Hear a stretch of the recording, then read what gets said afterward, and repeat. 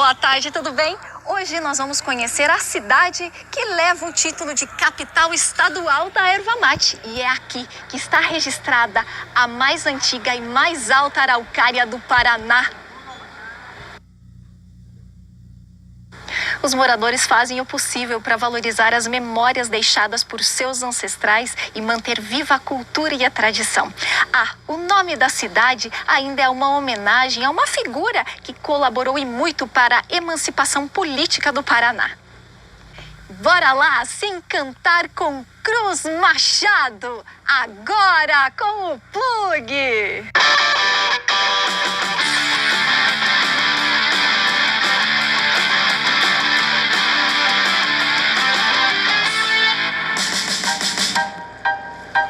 Em dezembro de 1910, surgia o Núcleo Colonial Federal Cruz Machado.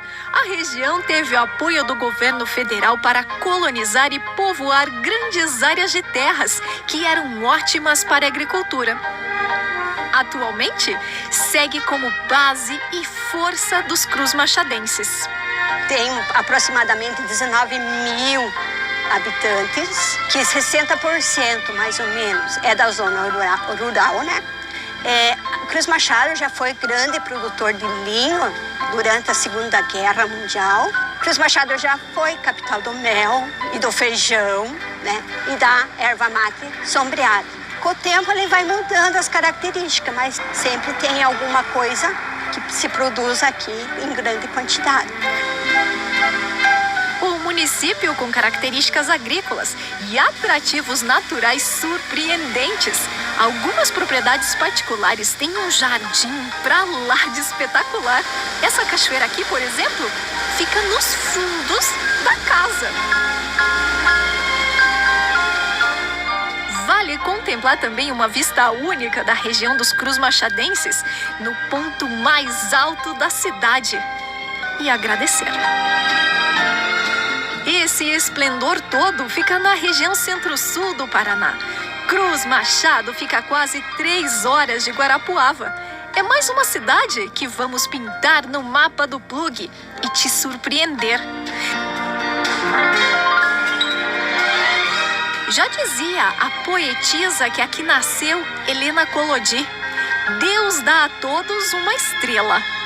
Uns fazem da estrela um sol e outros nem conseguem vê-la.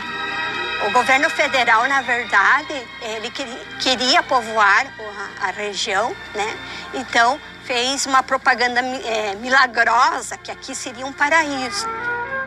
Ali, quando chegaram os primeiros imigrantes, eram 90% mais ou menos de poloneses e ucranianos. Quando eles chegaram lá no Pátio Velho, tinha 600 budkas, que eram casinhas bem pequenininhas, né? Onde moravam-se 2 famílias, às vezes mais. Como veio, né, a doença, o tifo, eles acabaram, então, vindo cada vez mais perto de União da Vitória.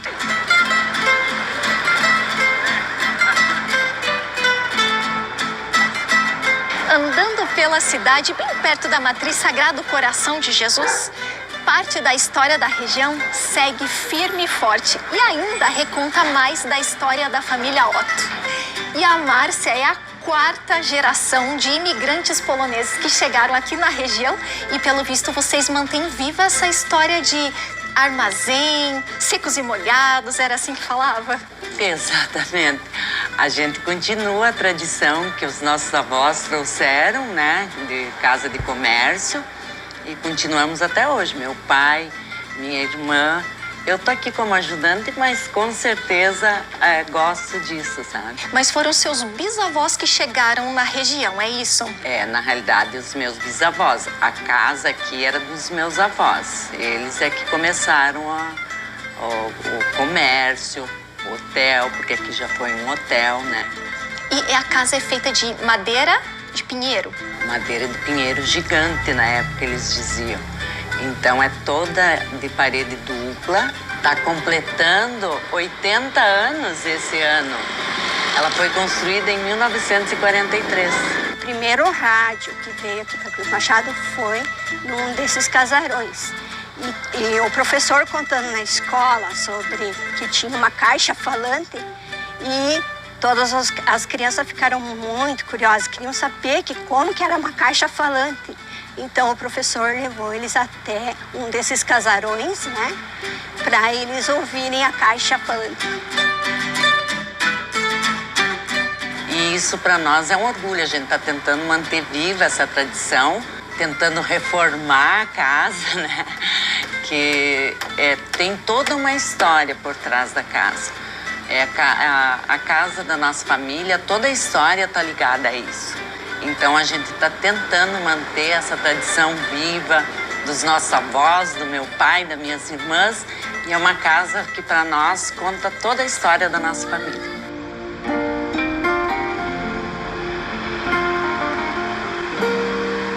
Estamos aqui na frente do Colégio Estadual Barão do Cerro Azul de Cruz Machado, onde tem uma pintura da nossa maior araucária certificada do Paraná. Ela está situada na linha Iapó, a 14 quilômetros da cidade. Seus galhos chegam a 42 metros de altura e com mais de 6 metros de diâmetro. Sua idade estimada é de 750 anos. Só não foi possível a visitação pessoalmente porque é uma propriedade particular e não estamos autorizados a entrar nessa propriedade.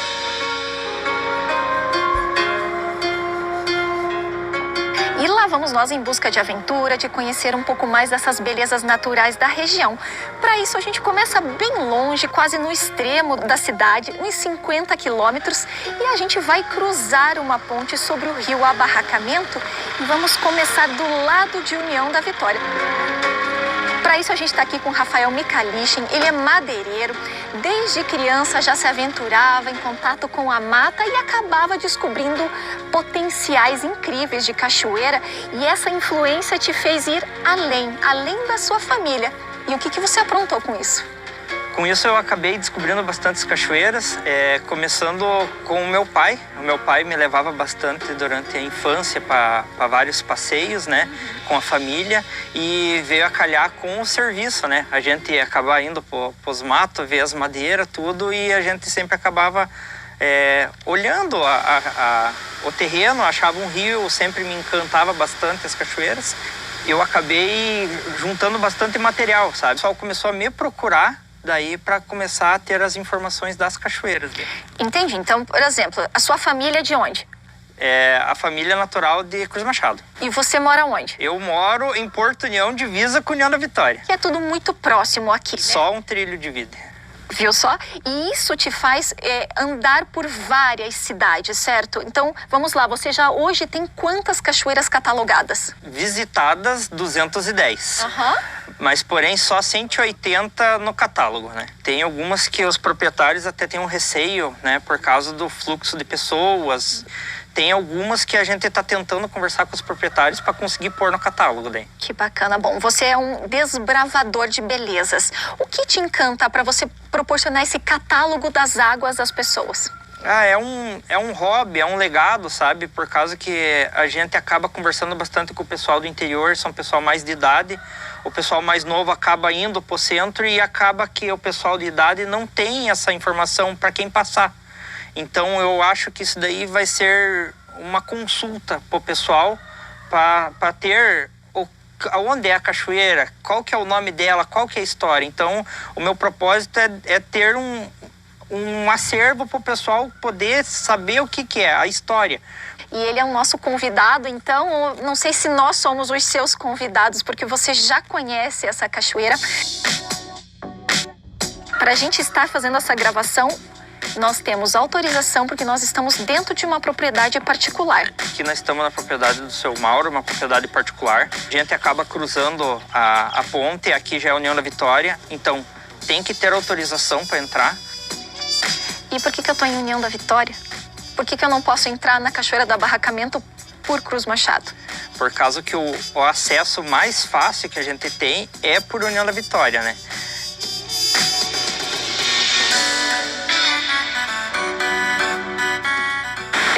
Perto não é para chegar até essa cachoeira. A gente teve que dar uma boa de uma andada, Rafa. Aqui o acesso, a gente sai do potreiro e acaba entrando numa área de mata fechada, que é toda envolvendo aqui como se fosse tipo um canyon, né?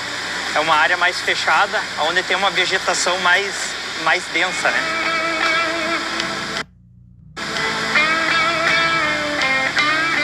Aqui tem uma diversidade de plantas que só existe nessa parte aqui, né? Algumas samambaias, algumas plantas que gostam um pouco mais de umidade e não muita iluminação, então elas só tem aqui nessa parte em volta da cachoeira. Por isso que quando eu brinco de oásis, foi um dos primeiros nomes que o proprietário acabou dando aqui.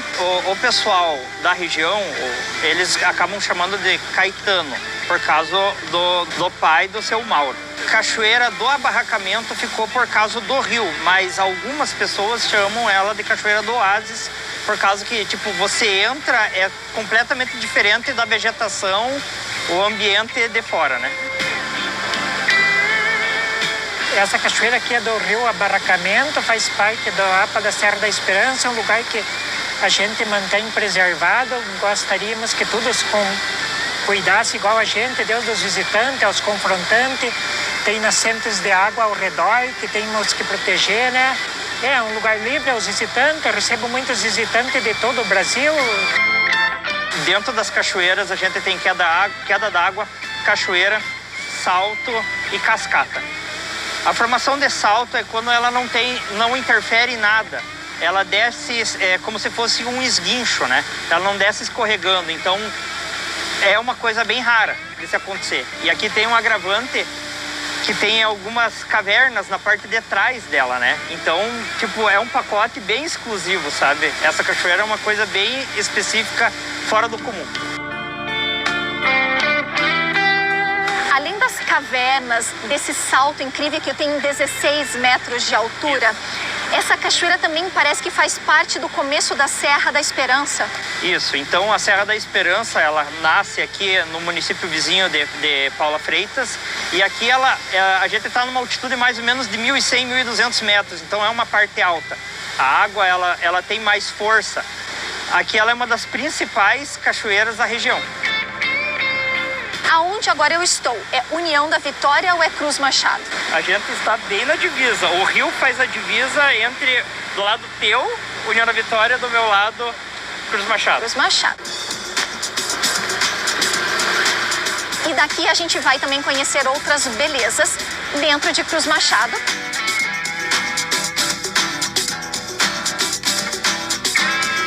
Nós já estamos dentro da cidade de Cruz Machado, novamente na linha Taquari,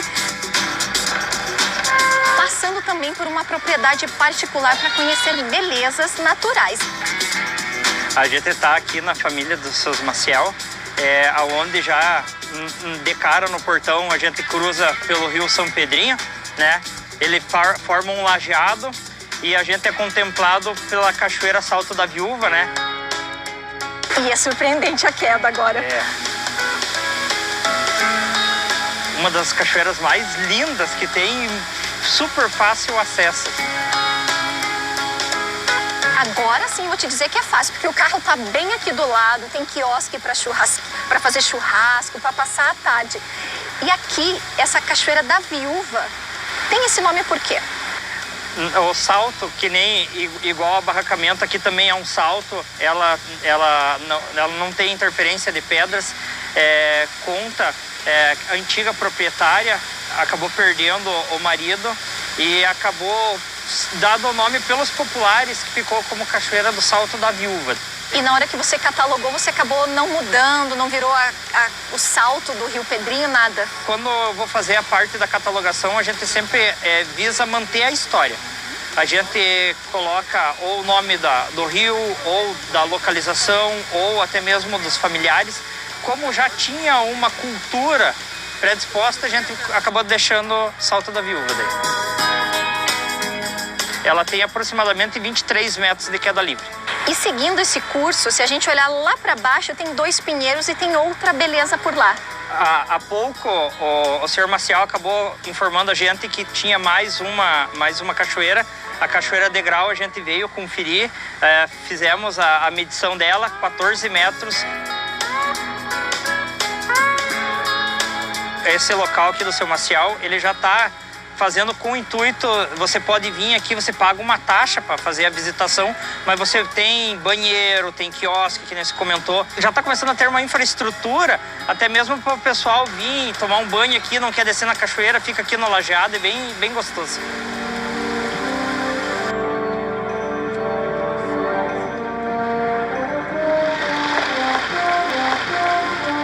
Antes de chegar na nossa próxima cachoeira, no meio da rua, passando a ponte, um espetáculo para quem quiser e estiver passando. Assim, fácil.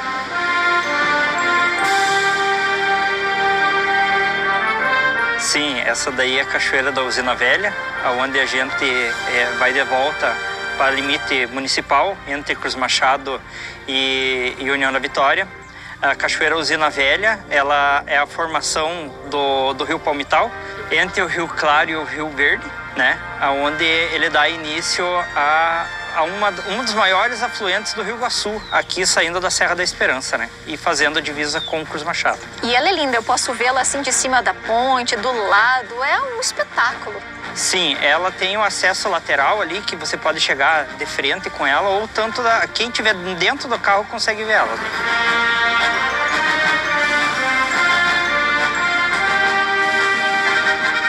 Seguindo por mais 3 quilômetros, coisa fácil, a gente chegou no nosso próximo destino, que é a Cachoeira das Bromélias, certo?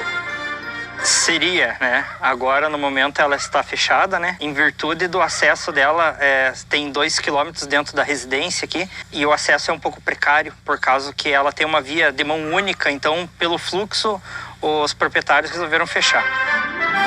Porém, ela é uma das mais lindas da região. Essa cachoeira, a Cachoeira das Bromélias, ela faz um formato como se fosse tipo praia. Ela tem 2 quedas d'água e tem algumas palmeiras, que é o charme dela, né? Então, quando alguém fala aqui da região, sempre ela tá no roteiro, né? Ela é uma cascata de aproximadamente 20 metros de altura, né? A gente está um pouquinho para baixo da Usina Velha, né? Aqui também é o rio Palmital. Ele é um rio bem volumoso. Aqui a gente está na metade da Serra da Esperança, então ele tem um volume bem grande, é um rio bem profundo aqui.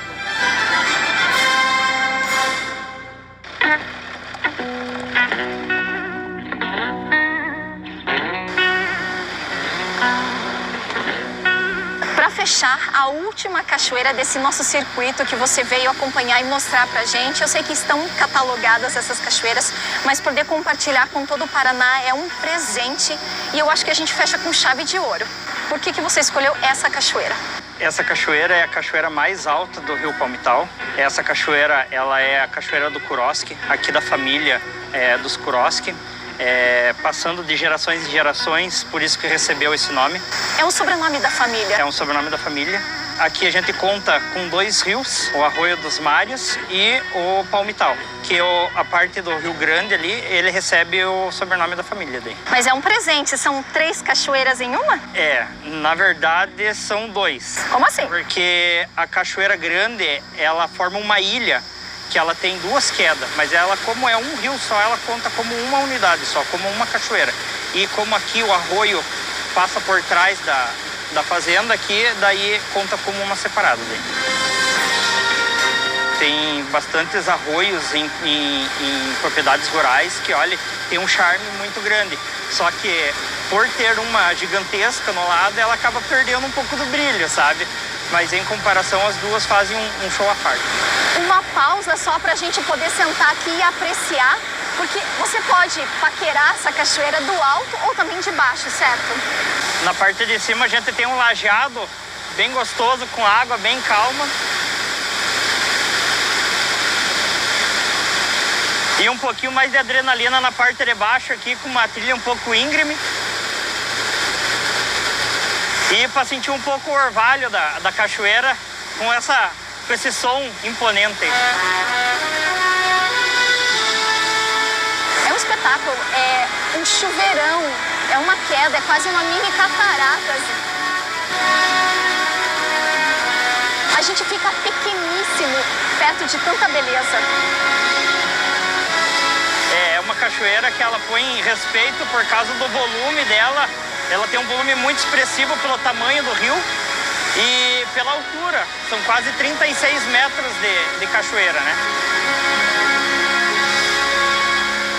Rafa, eu quero te agradecer essa oportunidade de poder dividir todo esse olhar que você tem com as pessoas para mostrar que nós temos potenciais turísticos que a gente pode investir e a gente pode mostrar o quanto o Paraná é rico. E eu acho que é isso que você está querendo deixar pra gente. A gente quer deixar um legado, né? A gente quer poder vir no interior, conversar com aquele senhor de idade, escutar a história dele e tentar passar para gerações, porque hoje em dia os filhos acabam deixando os pais no interior, vão para a cidade grande e não trazem a história. Mas a gente quer manter a história e quer mostrar, quer compartilhar para todo mundo. Por isso foi feito o projeto e a gente quer que cada vez mais gente veja e conheça o próprio Paraná, né, no caso, né?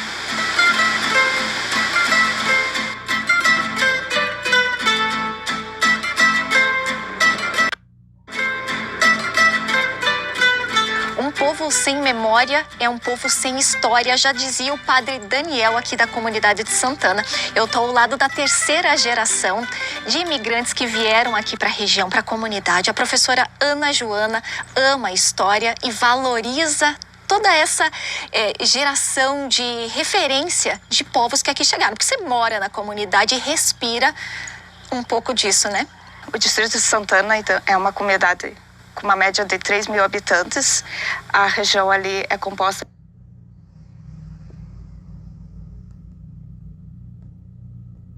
foi feito o projeto e a gente quer que cada vez mais gente veja e conheça o próprio Paraná, né, no caso, né?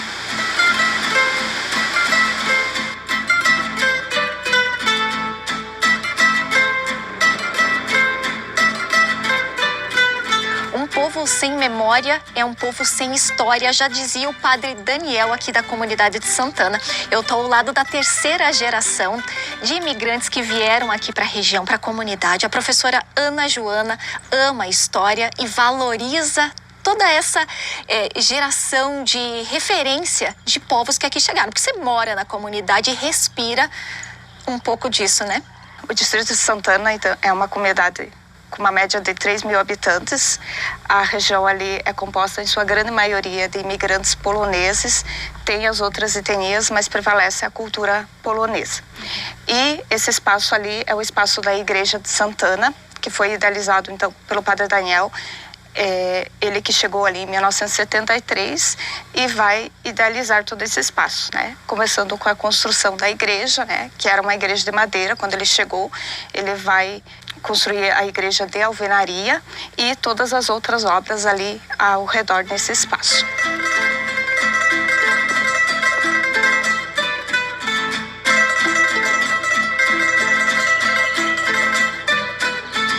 E passando a parte da igreja, chegando nos fundos, é surpreendente o tamanho desse espaço, professora, onde a gente já tem um museu a céu aberto, é isso? O espaço ali ele foi cedido pela família Barchak, né? O terreno pertencia a eles e ali foi construído, idealizado pelo padre Daniel, a ideia de reconstruir um pouco e preservar a história da cultura polonesa.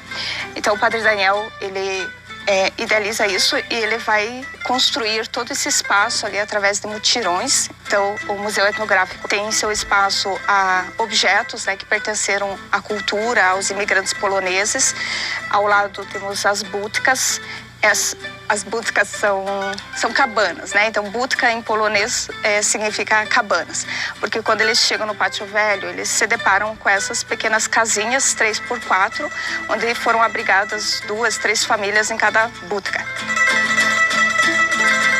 Então, a representação que a gente tem aqui é das primeiras casas que eles reconstroem nas suas propriedades. Eram a cozinha e quarto e sala separados, a cozinha de chão batido, fogo de chão, e o fato deles separarem os quartos das salas era justamente pelo fogo de chão, né? Então, para evitar incêndios. Bom, e ao lado uma casa mais colorida, talvez mais moderna da época, eu poderia falar assim? Quando eles constroem, começam a reconstruir a sua vida, eles começam a construir casas maiores, com grandes varandas, coloridas. A cor, ela é muito presente na cultura polonesa, né? Então, principalmente o amarelo, o verde, o vermelho, né? Cores fortes. Sempre com varandas, normalmente as varandas cheias de flores, né? Então aqui já a junção da cozinha com a sala e os quartos, né? É uma casa com muitos móveis, muitos objetos, né? A gente pode ver que temos muitos quadros. Isso é um costume polonês de colocar quadros, tanto dos familiares quanto de santos, né? E aí temos a cozinha, que é o ambiente que mais acolhe os visitantes até hoje. Então, se vem visita na casa dos poloneses, é na cozinha que são recepcionados, não tanto na sala. Já na entrada do Museu Etnográfico, a gente tem um espaço que tinham apresentações. Era o palco de apresentações, inclusive o Padre Daniel havia organizado um grupo folclórico, né, com inúmeros membros ali da comunidade que participavam. Hoje, em festas da comunidade, tanto a festa polonesa quanto a festa do colono, que acontece em julho, são feitas apresentações de grupos folclóricos convidados. Essa exposição do Padre Daniel a gente fez ali através da nossa associação e a gente achou justo fazer uma homenagem nesse espaço que foi construído com eles, para que se preserve a memória dele, para que as futuras gerações o conheçam. E seguindo ali a gente tem os outros objetos, todos doados por imigrantes poloneses, né, dos descendentes dos imigrantes. Mas eu te pergunto, Rozumiesz po polsku? Rozumie po polsku. E sim, as famílias falam bastante ainda a língua. A sua filha chega a falar polonês ou não? Não, a minha filha já perdeu o idioma, ela já não fala, mas eu falo, meu primeiro idioma foi o polonês, aprendi a falar o português mais tarde, com 6, 7 anos, e mantenho esse costume. Ainda falo o polonês bastante. Eu gosto muito, tenho muito orgulho da minha cultura, do meu povo, então isso mantém as minhas raízes, minha história, parte da minha história está ali, a história do povo, e em memória ao Padre Daniel. Eu admiro ele muito, ele era uma pessoa incrível, né, para a época em que ele viveu, e acho muito importante a gente manter viva essa tradição, esse costume, essa preservação da cultura ali desses nossos antepassados.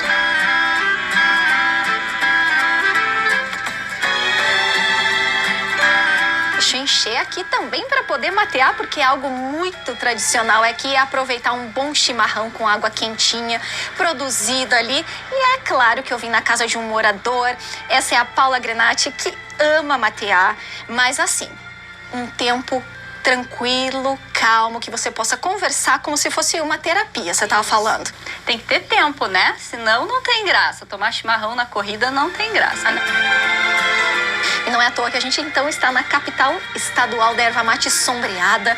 Você mora aqui perto de ervateiras e é um jeito de consumir o produto local e valorizar o cultivo. Sem contar que a nossa erva é muito boa, né? Uma delícia, tem bastante sabor, uma erva nossa, aqui do nosso município. Eu acho que todo mundo consome chimarrão aqui, né? Você só consome assim. Na cuia você também aproveita para utilizar num suco, na gastronomia, num prato, como é que é? Tem muito jeito de utilizar a erva mate, né? Até na cerveja de casa que a gente faz. Mas assim, no jeito do dia a dia mesmo é o chá gelado, ou então é batido com um suquinho de limão, com umas folhinhas de erva verde mesmo. Mas no dia a dia mesmo ainda não, a gente não usa aqui em casa, pelo menos, né? O que você consome junto quando você vai tomar um bom chimarrão? Ah, mas tem algumas coisas que são especiais, né? Pastel. Pastel? Do quê? Pastel de feijão. Aqui todo mundo conhece, todo mundo consome. E a gente chama, na minha família, a receita da minha mãe, né? Pastel gordo. Mas todo mundo conhece por pirogue de feijão na rua, né? Mas a gente chama de pastel gordo. Mas pera lá, é pastel e pirogue? Porque o pirogue, ele é cozido. Sim. Só que aqui o pirogue, pro ucraniano, ele é perorê. Pro polonês, ele é até pirogue cozido. Mas eu não sei, talvez porque o povo acostumou a chamar de pirogue de feijão, mas ele é frito. E você pode compartilhar com a gente essa tua receita, que é de família, que tem a ver aqui com Cruz Machado? Não sei se a minha mãe não vai ficar brava de eu abrir a receita da família, né? Mas acredito que sim, né? Dá pra gente fazer. Então vamos lá, Paula, por favor, quais são os ingredientes? 3 gemas, 60 ml de azeite, meia colher de sopa de açúcar, meia colher de sopa de sal, 10 gramas de fermento seco, 180 ml de leite, 180 ml de água, 60 ml de pinga e aproximadamente 6 xícaras de farinha. Tudo certo, tudo preparado. Vamos começar pela massa, isso? Isso. O que você põe primeiro aqui no bol? A gente vai colocar todos os ingredientes líquidos. Então vamos com a água, a pinga, o óleo, o leite, os ovos, a gema só, né? Aqui tá o sal e o açúcar, já estão misturadinhos aqui. E o fermento. Agora a gente mistura, né? Só pra incorporar as coisas aqui, as gemas. Agora vamos colocar a farinha e assim, aos poucos. E eu separei em 2 potes aqui, porque a gente não vai colocar toda a farinha. Você coloca a maior parte e aí você vai amassando para pegar o ponto da massa. Não tem assim um ponto bem correto. Na verdade, essa massa, se ela ficar um pouco mais mole, ela vai ficar mais fofinha. Mas aí na hora de fritar, ela acaba chupando um pouquinho mais de gordura. Se você deixar ela mais firme, ela fica um pouco mais sequinha, mas daí não fica tão fofinha. Agora eu vou tirar da bacia pra gente sovar um pouquinho ela aqui na mesa, que aí a gente consegue fazer mais força, né? No Brasil, até a gripe é diferente. Tem a do nariz trompete. Você tem 2 cabelos em um? Para raízes oleosas e pontas secas, Pantene tem uma solução. Agora vai deixar ela ali do ladinho, que ela vai descansar, só pelo tempo da gente amassar o nosso feijão. E aí a gente vai pegar ela de volta. Não precisa deixar ela dobrar de tamanho, ou todas aquelas coisas que se faz quando tá fazendo pão. Não precisa, é só para ela dar uma mexidinha mesmo. Para o recheio, 300 gramas de feijão cru, cozido e temperado a gosto. Tô curiosa para fazer esse recheio. Feijão produzido aqui na cidade, orgânico, sem veneno, feijão novo a gente chama, feijão novo. Então, tirar o caldo. A gente tem que escorrer, porque esse caldo, se ele ficar muito caldo, a gente não consegue fechar o pastel. O feijão tá morninho. E aí, amassa? Amassar com o garfo. Só isso? Quanto mais amassadinho, mais gostoso ele fica. Eu gosto bem amassadinho. Massa pronta, recheio pronto, agora eu quero ver como é que você faz. Então tá. Então a gente vai colocar um pouquinho de farinha aqui na mesa, pra a massa não grudar. Aí eu vou pegar um pedaço de massa, dar uma ajeitadinha nela aqui e vai abrir. Ela não pode ficar muito fininha, porque senão ele não fica gordo daí, né? Ele precisa ficar gordo. Aí eu vou cortar com uma tampa de chaleira, com o que você tiver. E aí eu vou pegar o meu feijão e vou rechear. Ó, tá vendo? Se ele é muito líquido, na hora de você fechar, assim. Então, às vezes acontece você dá uma empurradinha aqui. Só que tem que tomar cuidado, porque se você não fechar bem, ele vai abrir na hora de fritar. Apertar. Tá, vai crescer agora. Uns 20 minutos, 30 minutos, você vai notar quando ele tiver crescido. Agora a gente vai fritar. E esse é o tamanho que você queria dos pastéis? Eles já dobraram de tamanho, né? Sim, ficaram gordinhos. Aí agora a gente vai aquecer o óleo, né? E vai começar a fritar. E a temperatura precisa ser baixa, porque como eles são gordinhos, se você colocar numa gordura muito quente, ele doura ligeiro por fora e aí dentro ele não frita, não cozinha. Então ele precisa ir fritando devagarinho para que frite bem direitinho. Bom, e tá aqui o resultado. A tua massa renderam quantos bolinhos? 20 a 25. E eu já vi que você cortou aqui no meio. É surpreendente quando você corta, porque ficou um pouco crocante essa massa, ele é fofinho. E comendo, eu vou te dizer que ele tem uma lembrança de massa de sonho, aspecto de pirogue e, como diz o seu marido no começo dá uma certa estranheza, porque é feijão dentro do meu pastel. Não é carne. Mas eu vou te dizer que é muito gostoso. Para quem não come carne, é uma boa dica. Sim. Tem proteína também, né? Já tive um restaurante, já fiz bastante coisa, mas hoje eu não trabalho mais diretamente com comida. Mas tempera a comida, Tempero a comida de muita gente, acredito. Porque eu e meu marido fazemos um tempero, né? Orgânico, com tudo da horta. A gente planta as ervas e a gente transforma tudo isso num tempero que a gente vende aqui na cidade. E eu e o André temos um combinado, que nunca a gente vai fazer esse tempero estando de mau humor, ou estando de mal, ou toda vez que a gente vai fazer, tem que estar de bem com a vida, colocando boa energia para que ele seja aceito também, que quando ele chegue na casa das pessoas, ele realmente tempere a vida dela. Obrigada pela oportunidade de valorizar ainda mais um pouco do que você recebeu. Aqui na linha Rio das Antas, nós viemos conhecer um monumento importante de fé e devoção. No ano de 1943, houve um incêndio na casa das irmãs.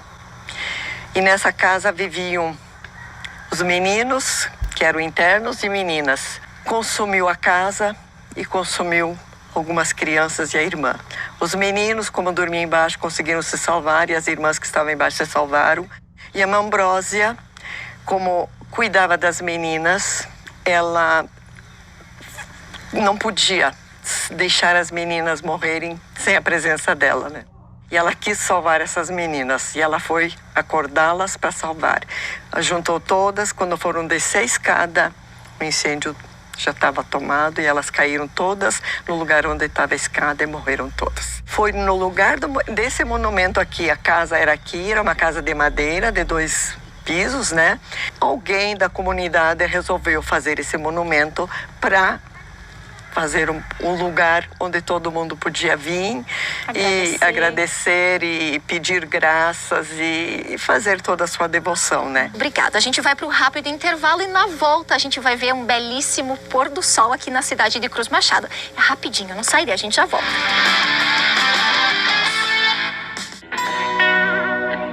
Plug de volta, hoje mostrando um pouco mais da força do Vale do Iguaçu, a cidade de Cruz Machado. Estamos na linha Paredão, uns 6 quilômetros mais ou menos do centrinho da cidade, para mostrar a famosa capelinha. E daqui é só subida. Vale de bicicleta, a pé ou de carro, o importante é apreciar a vista. Para abrir o caminho até aqui não deve ter sido fácil, porque a subida ali hoje com o carro é totalmente diferente do que já foi há muito tempo.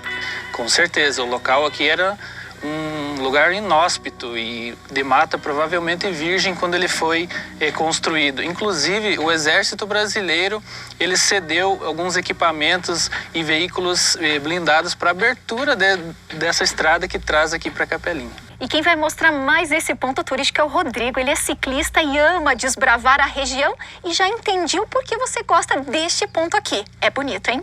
Aqui é muito bonito. É um lugar ímpar aqui e pudera, né, o nosso cartão postal aqui de Cruz Machado é a Capelinha aqui do Paredão. É um dos lugares mais bonitos para se ver aqui na região, com certeza. 1.114 metros acima do nível do mar é muita coisa. É uma vista completa, consegue ver várias localidades do município, mas em especial, se você olhar lá no fundo, você vai ver o alagado do Rio Iguaçu, que é uma das belezas ímpares aqui de Cruz Machado. Incrível, a vista é maravilhosa, provavelmente o pôr do sol daqui também deve ser um espetáculo, mas também tem muitas pessoas que vêm aqui em busca da fé. Com certeza.